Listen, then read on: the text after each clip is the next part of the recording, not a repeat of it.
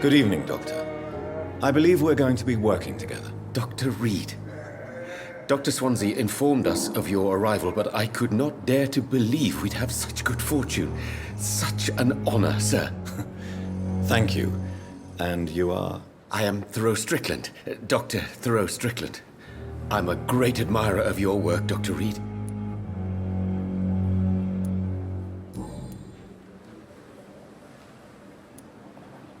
Please, could you tell me something about yourself? I'm a great admirer of your work concerning blood transfusion, Dr. Reed. I run my own experiments. I'm convinced it's the future. What made you choose to be a doctor? I'm not ashamed to admit you and your work have inspired me.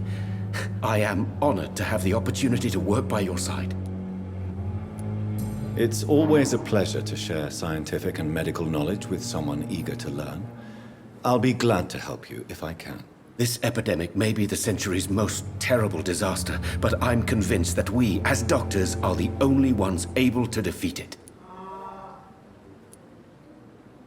I based my technique on my mentor's research. He helped me perfect my method. What is yours? I'd rather not talk about it. For now, it's just theories and first approach. My process is purely experimental and unsuccessful. As long as you're cautious and methodical, you may remain empty-handed, but you won't fail. You're not the first one to warn me, but I am convinced knowledge is the main weapon against the ravages of this epidemic.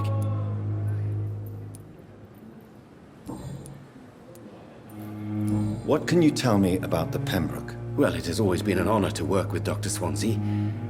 But with your arrival, I can't think of a better opportunity to learn about blood transfusion. You seem quite optimistic. It's a rare and precious attitude in these difficult times. I'm convinced that this epidemic is a test of endurance and dedication for us men of science. Questions remain about our capacity to resolve the situation. True. Last summer, during the first wave of the epidemic, I used to joke with Milton about the extra work. We're not smiling now.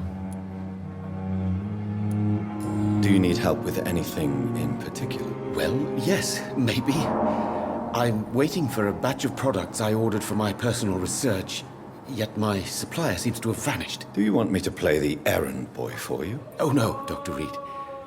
But if you went personally to his shop, well, with your reputation and all, he wouldn't dare to refuse the products I need. I see. Well, give me the address, for I may pass by if I have time.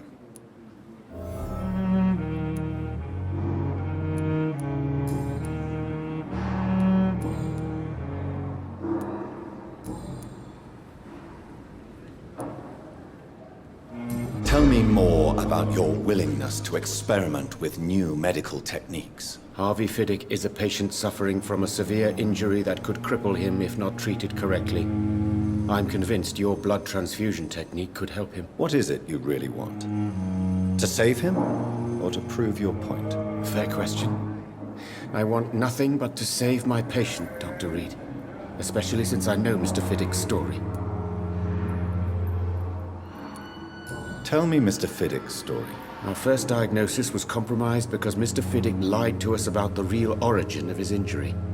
He first claimed it was an accident. But why would he hide such crucial information from us? Because he is a proud father, ashamed of putting his children at risk because of his own negligence. This personal involvement could also appear to be a lack of impartiality. You must know that a good surgeon must remain neutral. I agree.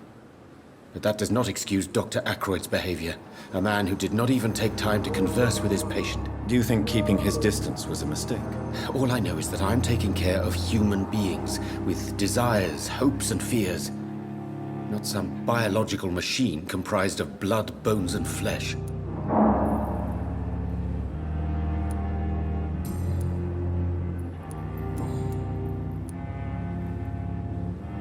Goodbye, Dr. Strickland.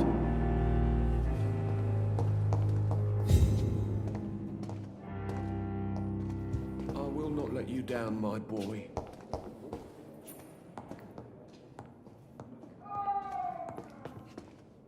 Good evening, sir. I'm Dr. Reed. May I help you? I don't know if a third opinion is needed. Your colleagues are already arguing about my condition. I see. Would you mind telling me more about your situation? I'm Harvey Fiddick. All I want is to get me bloody arm fixed properly.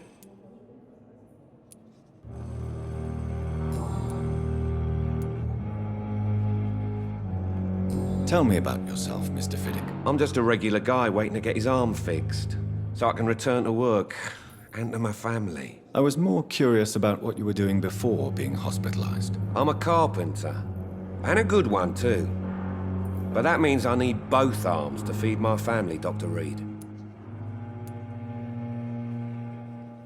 Are you satisfied with your treatment here? Well, it's clear that I've chosen a bad time to be injured. Forgive my bluntness, but you seem overwhelmed by cases of the flu. I won't lie to you about it. I'm afraid we are. Are you sure you don't want to operate yourself, Dr. Reed? I have the feeling you're very capable, and your colleagues seem to think so too. In other circumstances, you would be right. But for now, I don't think I can take on the responsibility. My apologies.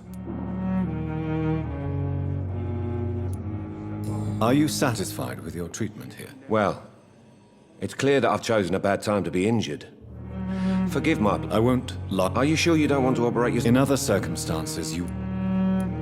Tell me about the doctors who are arguing about your case. Strickland and Aykroyd.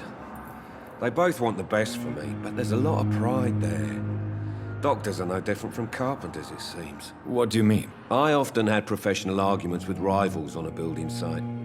Difference is, I disagreed about wooden nails, not flesh and bones.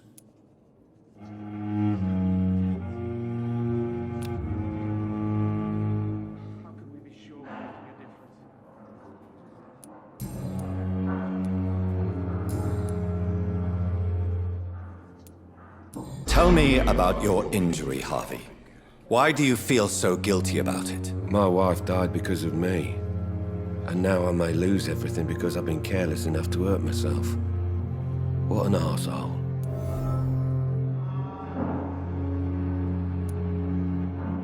How could your job be responsible for your wife's death? I was working a double. She went out to bring me a hot meal and got caught in a German bomb raid. You can't hold yourself responsible for your injury, Mr. Fiddick. Unless you tried to hurt yourself. Of course I didn't hurt myself.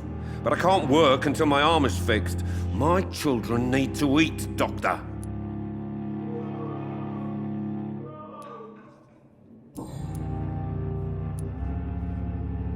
Tell me more about the death of your wife, Harvey. 1915. I was in the army. Building workshops for the Royal Flying Corps.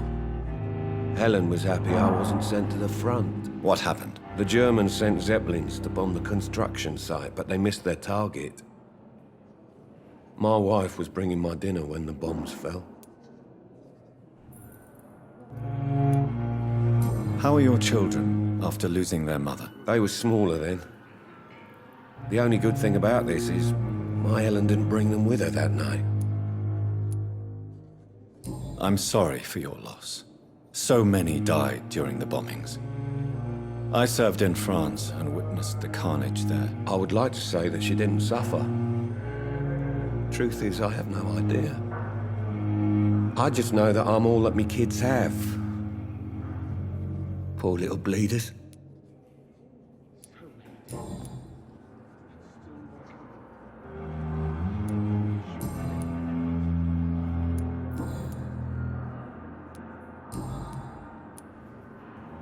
Goodbye for now, Mr. Fiddick. I'll see you later. My sweet girl. Reads me like a book. Never could keep anything from her. Good evening, sir. I'm Dr. Reed. I believe we're going to be colleagues. Reed? Yes, I've been informed about your arrival. I'm Waverly Aykroyd. Welcome aboard, I suppose. Does my arrival inconvenience you in some way, Dr. Aykroyd? Let us just say that I don't particularly share Dr. Swans's enthusiasm for hiring you. What we need here are reliable professionals, not overrated dabblers.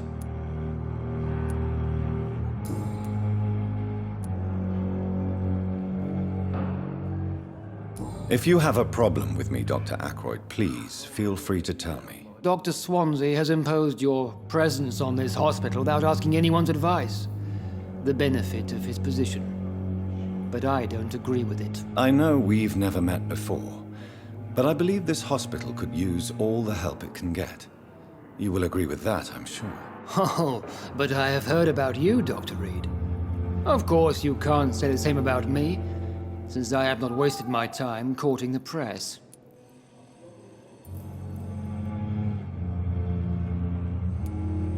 You are going to change your tone with me, my dear colleague, and very quickly. I don't think so.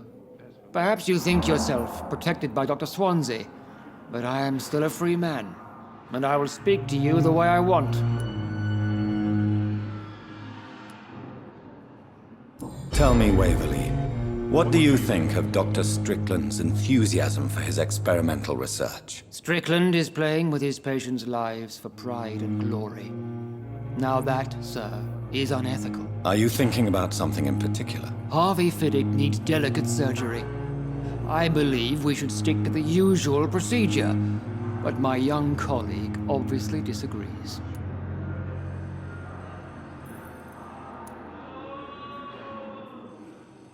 Why do you wish to lead this surgery? I strongly believe that Mr. Fiddick should not be butchered to test an unproven procedure.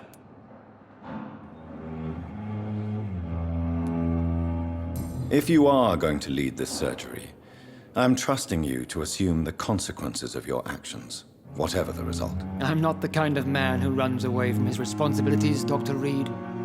There is no need for you to be looking over my shoulder. And are you not afraid that your rivalry with Strickland may be blinding you? Rivalry? I guess you could call it that. But I will never be childish enough to let my personal feelings affect my judgment.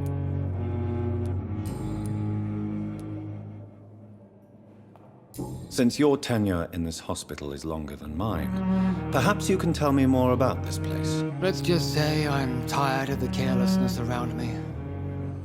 I have always respected the skills of Dr. Swansea, but over time his enthusiasm has become displaced. Carelessness? Exactly what are you talking about? We're here to save lives. The people who trust us are not volunteering for experimentation. They're here to be healed. I don't intend to run any radical experiments, Doctor.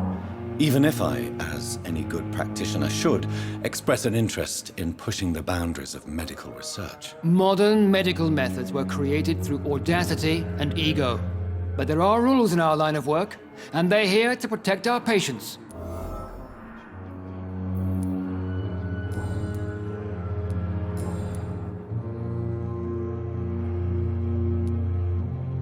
I don't know what you've heard about me, but I have already proved my value as a practitioner. I don't question your skills, Dr. Reed, but your motive. Is it money, fame, or are you truly dedicated? And what exactly is that supposed to mean? I served in the war just like you. But unlike you, I did not use the wounded to play the modern sorcerer. Be careful what you insinuate, Dr. Ackroyd. I only want you to admit you used those men to improve your theories.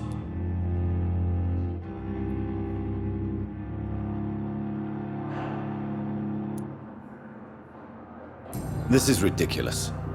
My blood transfusion technique saved many lives, and you know it. You see? That is exactly what I hate about people like you. You avoid this kind of accusation instead of facing reality. It seems you have bad memories of your military service. I refuse to see this industrial slaughter as scientific progress. War only reveals the worst in men. We can at least agree on something, Dr. Ackroyd.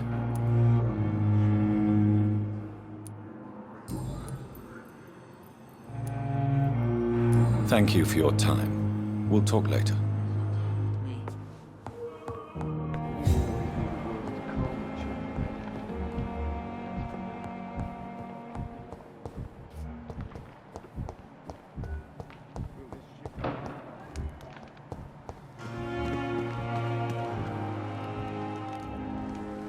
Good evening.